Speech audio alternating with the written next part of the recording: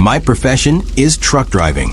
And this is not some small personal job. I actually work for a big owner who has almost 24 trucks. I have been doing this work for the past 20 years. I have become so skilled at driving that whether it is a dark night, a hilly road, or a foggy morning, I don't just see the road with my eyes, I feel it with my heart. This is my source of livelihood. This is what keeps my home running. At home, I have my wife, 2 sons, and 1 daughter. My eldest son is in matric. The second one is in 7th grade, and my daughter is still in primary school. My mother also lives with us. We live in a small rented house, but it feels like our own because every corner has witnessed the years of our life. That day had started just like any other. In the morning, as usual, I had tea, 8 parathas made by my wife, and helped send the children to school. The whole day, I sat idle because there was no order. By evening, the phone in my pocket rang. The name flashing on the screen was Haji Sahab, my employer. As soon as I picked up, I heard his heavy but calm voice. Jamado, today there's a special delivery. Note down this number. You need to contact the contractor. I quickly wrote down the number he gave me.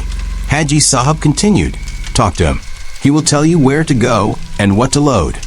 After the call ended, I dialed that number. The call was picked up on the second ring.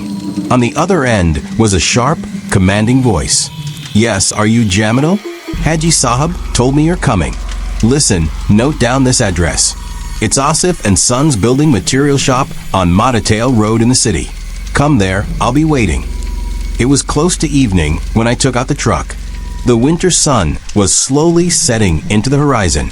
There was a strange, earthy fragrance in the air, the kind that often spreads when the day fades. Passing through the city streets, I reached Matatail Road. This road was a little away from the city's noise. In some places, people were sitting and sipping their evening tea. Some shopkeepers were preparing to close their shops. When I reached in front of Asif and Sons, the contractor was really there. A middle-aged man wearing a white cap with a slightly dark complexion and sharp, shining eyes. He waved his hand and said, "Come on, brother, park the truck right here." I straightened the truck in front of the shop. He called out to the workers, "Come on, boys, hurry up, load all the material." The shop owner, who was probably Asif Sahab, greeted me warmly and immediately ordered tea. We sat inside the shop on an old wooden bench. Outside, the workers were busy loading the truck. The thud of steel rods being lifted echoed in the air. When cement bags were carried on shoulders, the workers' breathing grew heavy, and whenever a sack of stones dropped, a light cloud of dust would rise. Steam was rising from the cup of tea in my hands. I asked the contractor, "Where is all this material going?" He replied, "Listen to the name of the village. You might be hearing it for the first time. Dok Nazar. A government school is being built there." He explained the entire route in detail. "Go straight from here. Then you'll see an old turn. After that, take a left. That road will take you directly to the village. Once you reach there, ask anyone. They will tell you where the school is being built." It took almost 2 hours to load the truck. When I asked if I should take some laborers along to help with unloading, he immediately shook his head. "No, our own workers are there. Don't worry." I turned on the ignition. The sun had completely set. In the sky, a faint bluish shade lingered, and in between floated clouds tinged with the red of sunset.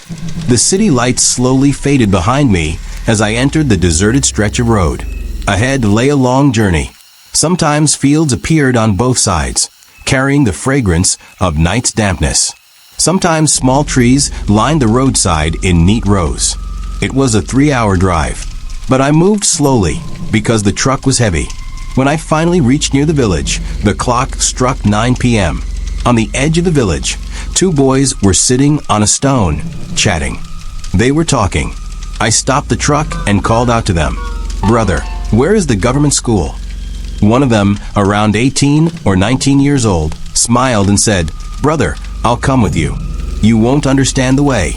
He climbed into the cabin with me. After about 5 or 10 minutes, we reached a wide open field where the school building was under construction. For light, 2 large bulbs were fixed on poles. Several workers and masons were present there. It felt as if they had all been waiting for my arrival. The laborers immediately started unloading the material. One mason led me to a nearby charpoy, offered me water, and asked how I was. A little while later, the owner of the school arrived. He was a middle-aged man neatly dressed, and from his manner it was clear that he was supervising the construction. We chatted for a few minutes. Then food was brought. I sat there and ate. By around 10 p.m., the unloading was complete. The laborers advised me, "Brother, leave in the morning. At night the road is too deserted." But I replied, "In the morning, I have another truck to load in the city. That's why I'll leave now." It was around 10:30 at night when I turned the ignition of the truck parked in the school's yard. The heavy roar of the engine made some workers wave their hands to bid farewell. As soon as I drove out of the school gate, the village's dirt road appeared ahead, scattered with gravel here and there. On both sides stood rows of mud houses, but most of the bulbs had already gone dark. Only in a few courtyards did the dim flicker of clay lamps sway, as if shrinking back in fear of the wind. The village lane was narrow, and I had to push the truck forward slowly, very slowly. Gradually, the dirt road ended, and the paved road began. The moment the village was left behind, the scene around me changed completely. On both sides, open fields stretched far and wide, covered in a blanket of darkness. Somewhere in the distance, the dull hum of a water pump could be heard, but it stopped every now and then. Clouds were covering patches of the sky, hiding the moon, and in the beam of the headlights, everything ahead was swallowed in thick blackness. The road was so deserted that along with the engine, I could even hear the beating of my own heart. Once in a while, a cricket would chirp, and then silence would return. The air had turned cold, carrying with it a strange dampness and the earthy fragrance of soil. I was driving the truck a little faster than usual, hoping to reach near the city sooner. But as soon as I entered a long, straight stretch of road, a shadow appeared in the beam of the headlights. At first, I thought it might be a plastic bag or a bush swaying in the wind. But the closer I got, the clearer it became. It was a person, a woman, dressed in black from head to toe. For a moment, it felt as if she was rooted to the ground. Her face was not visible in the light. She just stood there, motionless, as if waiting. I steadied myself, pressed the horn, but she did not move even slightly. My grip on the steering wheel grew tighter on its own. This silence of the night, the open fields, and a lone woman standing in the middle of the road. It all felt anything but ordinary. I slowed the truck. The heavy wheels brushed against the dirt on the edge of the road, making the gravel crunch. The woman was now only a few yards away, still standing the same way, frozen, as if time itself had stopped for her. I pressed the horn again. The sound echoed through the empty night and rolled into the fields. But it had no effect on her. I drove closer. The pale yellow circle of the headlights slowly spread across her body, from top to bottom. And when the light finally touched her face, my heart almost leapt out of my chest. That face was not normal. No trace of a smile, no surprise, no anger, just emptiness. But the eyes, they were large, unnaturally bright, glowing as if light was coming from within them. Sweat drenched my palms on the steering wheel. Between me and her there was now hardly 5 or 6 feet of distance. My eyes kept shifting between her face and her hands. Her hands looked unnaturally large, the fingers long and thin, almost unnatural. It felt as if those hands had been cut from someone else's body and attached to hers. They hung stiffly at her sides, but so long that they reached below her knees. Time seemed frozen. Sitting in the cabin, I could hear nothing but my own breath. The engine hummed faintly in the background. A minute passed. I thought maybe she was just an ordinary woman standing there for some reason. But those glowing eyes and the unnatural shape of those hands sank into my mind like a deep pit. By the second minute, my heartbeat was racing. I tried to look away, but every time, my gaze was pulled back to that face. For 6 to 8 minutes, nothing changed. She didn't move even a little. Her eyes were locked into mine, unblinking, as if she had no need to blink at all. By the 9th minute, I tried to shift my gaze and change the truck's gear, but my foot felt frozen on the clutch. On the 10th minute, I thought of reversing slowly. But instantly, a thought flashed in my mind. What if I moved back and she suddenly started walking towards me? My heart couldn't bear that. I closed my eyes. I began reciting verses under my breath. Inside the cabin, only my own trembling voice echoed. Outside, the world was drowned in darkness for me. After a while, I took a deep breath, gathered courage, and opened my eyes. The road was empty. In the headlights, there was nothing but gravel and dust. The woman was gone.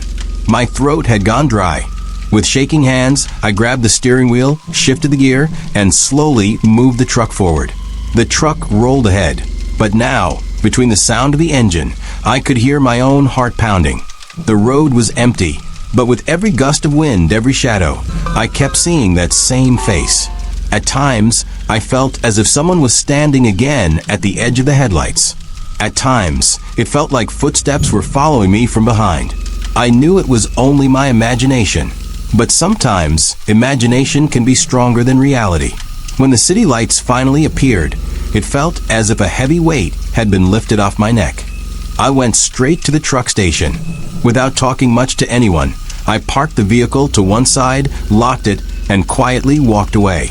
I didn't tell the owner or any of my fellow drivers. I just headed home. When I reached, midnight had already passed. Everyone was asleep. My wife may have opened her eyes slightly and glanced at my face, but I said nothing. I didn't let her ask, and I didn't speak a word myself. I simply lay down on the charpoy. I stretched my back, but in my eyes the same scene kept replaying. That road, that woman, those glowing eyes, and those unnatural hands. Sleep was far away. I kept tossing and turning. Sometimes I could hear the ticking of a clock, sometimes the barking of a dog outside in the street. My heart wanted to shut my eyes tightly and think of nothing, but my mind refused to let go. I don't know when I finally dozed off, but when sunlight entered the room and I opened my eyes, it felt as if there was no life left in my body. I couldn't even gather the strength to sit up straight on the charpoy. My breathing was heavy, and my arms and legs felt like dead weight. My wife came close and asked, "What happened to you?" I only managed to say, "It's just weakness. Let me rest." That condition lasted for many days. I had no appetite for food. Even walking a little made me tired. Friends came and asked, "Jamil Bhai, how's your health now?" I only smiled. I never spoke the truth. At last, one day, the local Maulvi Sahib was called. He recited verses for a long time, blew prayers over me, and advised me to recite the Quran morning and evening. Strangely, from that very day, it felt as if a burden had started to lift. Within a few days, I became better than before. On that very day, I called my employer, Haji Saab. While telling him the details, my throat went dry again and again. I said, "Haji Saab, I have traveled countless nights in my life, but never have I seen a night like that one. I don't know who that woman was. I don't know who she was or why she was standing there. All I know is that ever since that night, I no longer feel like driving on deserted roads after dark." The story ends here. But those moments, those 15 minutes, are still frozen in my heart like ice. And if you have listened to this story till now, then think about it. Sometimes the roads are not meant for us. Sometimes it is not people, but time itself, that puts us to the test. And in that moment, we must decide whether to stop or to move forward.